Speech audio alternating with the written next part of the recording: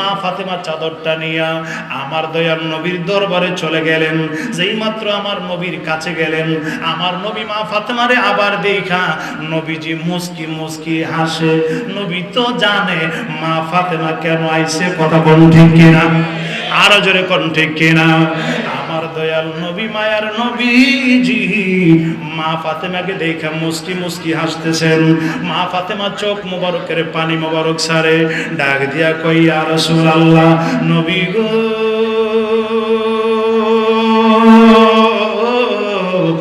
মায়ার নবীজি, ইয়া রাসূলুল্লাহ, ইয়া হাবিবাল্লাহ, এই চাদর মোবারকটা আমারে দিয়েছেন। এই চাদর মোবারকটা বিছাইয়া আমি যেই মাত্র আসরের নামাজ আদায় করলাম গো নবীজি, নামাজের বিছানাটা বিছাইলাম, চাদর মোবারকটা বিছাইলাম। নামাজ শেষে যখন চাদর মোবারকটা উঠাইলাম, আমি তাকায় দেখি দামি দামি পাথর দেখা যায়, আরে স্বর্ণের পাহাড় দেখা যায়। আমি দেখি দামি দামি হীরা মানিক মুক্তার সাগর দেখা যায়। আমার নবী কই, তাহলে কি তুমি পাথরগুলা তোলো নাই? ইয়া রাসূলুল্লাহ, তুলি নাই, তুলি নাই। আমার নবী ডাক দেয়া কই, ফাতেমা রে, আল্লাহু আকবার, ও ফাতেমা, তোমার ঘরের মধ্যে খানা থাকে না, আমার হাসান হুসাইন না খায়া থাকে, পেটের মধ্যে খিদা, পেটের চামড়া পেটের সাথে লেগে থাকে। তুমি ফাতেমা জান্নাতের মহিলাদের সরদারিনী, তোমার পেটের মধ্যে খানা থাকে না, এই জন্য আমি চাদর মোবারকটা তোমারে দিয়া দিলাম। কিয়ামত পর্যন্ত এই চাদর থেকে রিজিকের খাজিনা বের হবে, কিয়ামত পর্যন্ত এই চাদর থেকে খাবারের খাজিনা বের হবে। আরে টাকা পয়সা ধন সম্পদের খাজিনা, টাকা পয়সা ধন সম্পদের খাজিনা এই চাদরের ভিতরে আমি তোমারে দিয়া দিছি। আর কষ্ট করতে হবে না, তুমি রাজার হালে চলতে পারবা। মক্কা মদিনার সর্বশ্রেষ্ঠ ধনী তুমি হইবা। তোমার সন্তান ইমাম হাসান হুসাইন শ্রেষ্ঠ ধনী হইয়া যাইব, তোমাকে আর কষ্ট করতে হবে না। এই কথা যেই মাত্র আমার নবী বললেন, মা ফাতেমা ডাক দিয়া কই, ইয়া রাসূলুল্লাহ, নবী গো, ও মায়ার নবী, না না, স্বর্ণের পাহাড় আমার দরকার নাই, হীরা মানিক মুক্তার দামি দামি পাথর আমার দরকার নাই। আমি রাজার হালে চলতে চাই না, আমি ফকিরের বেশে চলতে চাই। ইয়া রাসূলুল্লাহ, নবী গো, আমি ফাতেমা ছোট অবস্থায় যেই দিন থেকে আমি বুঝি, টুকটাক বুঝি, সেই দিন থেকেই শুধু দেখি আপনি গুনাহগার উম্মতের জন্য কাঁদেন। ইয়া রাসূলুল্লাহ, আপনার পেটের মধ্যে পাথর বাঁধা থাকে, আপনি শুধু উম্মতের জন্য কাঁদেন। ইয়া রাসূলুল্লাহ, আমি ফাতেমাও চিন্তা করলাম, আপনি যেই রকম গুনাহগার উম্মতের জন্য কাঁদেন, আপনার পেটের মধ্যে পাথর বাঁধা, আল্লাহর অফার আপনি নেন না, আল্লাহর অফার উহুদের পাহাড়টা স্বর্ণ বানায় দিব, এইটা আপনি গ্রহণ করলেন না। আপনি আপনার গুনাহগার উম্মতকে জান্নাতে নিতে চান। আমি ফাতেমাও এই চাদর মোবারক থেকে, আমি চাদর মোবারক থেকে ধন সম্পদের পাহাড় নিতে চাই না। আমি ফাতেমাও কষ্ট করতে চাই, আমি ফাতেমাও এই কষ্টের বিনিময়ে আপনার গুনাহগার উম্মতের জান্নাত চাই। চিল্লায় কি বলা যাবে? আল্লাহু আকবার।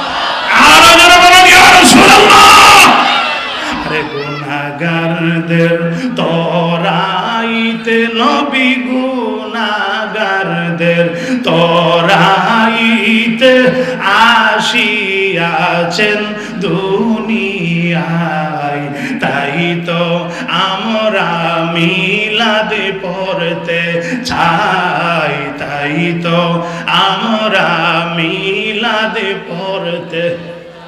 ভালো লাগে না খারাপ লাগে? আমি পীরজাদা ওলিউল্লাহ ফারুকী এই গজলটা আমি নিজে লিখছি।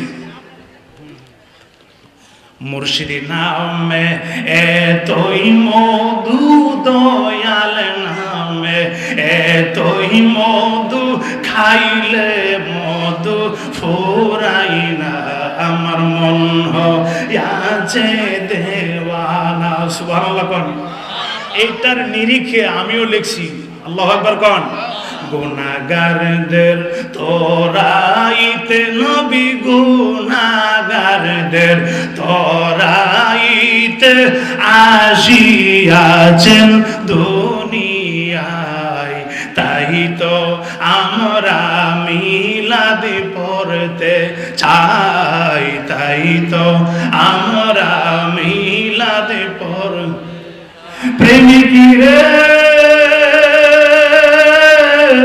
আমার আল্লাহ বলেন, ইমানদারে গণ শোনো না, আর দুরুদ পড়ো সালাম জানাও, তোমরা দুরুদ পড়ো সালাম জানাও, মুনাফিকদের দরকার নাই। তাই তো আমরা মিলাদ পড়তে চাই, তাই তো আমরা মিলাদ, সবাই সবাই প্রেমিকরে মারহাবা কর। নবী গো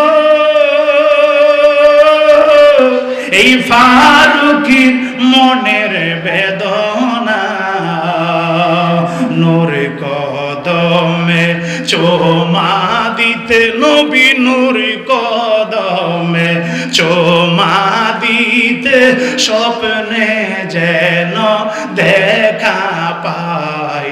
তাই তো আমরা মিলাদ পড়তে চাই, তাই তো আমরা মিলাদ পড়তে চাই।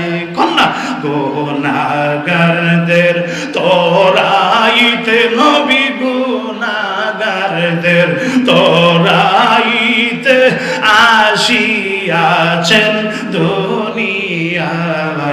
তাই তো আমরা কিয়াম করতে চাই, তাই তো আমরা জুলুস করতে চাই, তাই তো আমরা মিলাদ পড়তে চাই। একটা জবান বন্ধ রাখবেন না, চিল্লায় কি বলা যাবে? আল্লাহু আকবার। আর ওদের বলেন ইয়া রাসূলুল্লাহ। ভালো লাগে না খারাপ লাগে? এই নবীজির আওলাদদের শান শুনলে ভালো লাগে না খারাপ লাগে? কেন ভালো লাগে? আমরা নবীর পাগল, নবীর আওলাদদের পাগল, পাক পাঞ্জাতনের পাগল। কথা কোন? আরো জোরে কোন? মা ফাতেমা যে উত্তর দিলেন, এই উত্তর শুনে কি আমার নবী খুশি না বেজার? এই জোরে কোন, আমার নবী খুশি না বেজার? আমার নবী মনে মনে খুশি। আমার নবী কই, ফাতেমা আমি জানি আমার আল্লাহ যেই দিন বলছিল এই চাদর মোবারকটা তাকে দিও যাকে দিলে নিজের কাজে লাগাইতো না, উম্মতের কাজে লাগাবো, সেই দিন থেকে আমি সিদ্ধান্ত করলাম এই চাদরটা আমি আমার ফাতেমাকে দিতে হবে। এত আস্তে সুবহানাল্লাহ।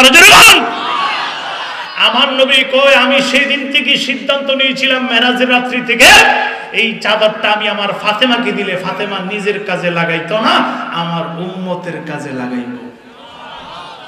ফাতেমা চাদরটা তো আমি তোমারে দিয়ে দিছি, তবে শোনো এই চাদরটা আমি আর ফেরত নিব না, এই চাদরটা আমি তোমাকে দিয়ে দিলাম। কিয়ামত পর্যন্ত আমার যত উম্মত আসবে সকল উম্মতের রিজিকের ব্যবস্থা, রিজিকের খাজিনা এই চাদর থেকে বের হবে।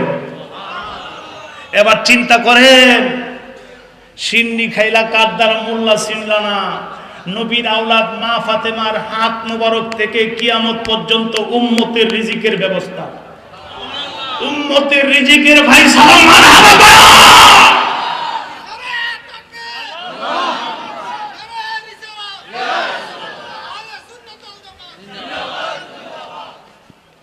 আমার নবী কয়, ফাতেমা যাও, এই চাদরটা তোমার হাতে থাকবে, এই চাদরটা তোমার পরে তোমার সন্তান হযরত আলী থেকে তার সন্তানেরা, এই সিলসিলা কিয়ামত পর্যন্ত তোমার আওলাদদের মধ্যে জারি থাকবে। এত আস্তে সুবহানাল্লাহ, মানলাম না আরো জোরে। রিজিকের ব্যবস্থা, আমরা যে খাওয়া দাওয়া করি রিজিকের ব্যবস্থা নবীর আওলাদদের মাধ্যমে আল্লাহ মেরাজের রাত্রিতে ফয়সালা করে দিয়েছে। ফাতেমা যাও, আজকে থেকে কিয়ামত পর্যন্ত যত নিয়ামতের খাজিনা আছে তোমারে দিয়ে দিলাম। যেই মাত্র এই ঘোষণা আমার নবী দিয়া দিছে, হযরত আলীর ব্যাপারে আমার নবী বলছে না, মান কুনতু মাওলাহু ফা আলিউ মাওলাহু, আমি যার মাওলা, আমার নবী কয় আমি যার মাওলা, অর্থাৎ আমি যার অভিভাবক, হযরত আলীও তার মাওলা, হযরত আলীও তার অভিভাবক। সুবহানাল্লাহ। হযরত আলীকে দিলেন অভিভাবক, আর আমার মা ফাতেমা রাদিয়াল্লাহু তাআলা আনহাকে দিলেন রিজিকের খাজিনা, রিজিকের ফায়সালা, রিজিকের খাজিনা। সুবহানাল্লাহ।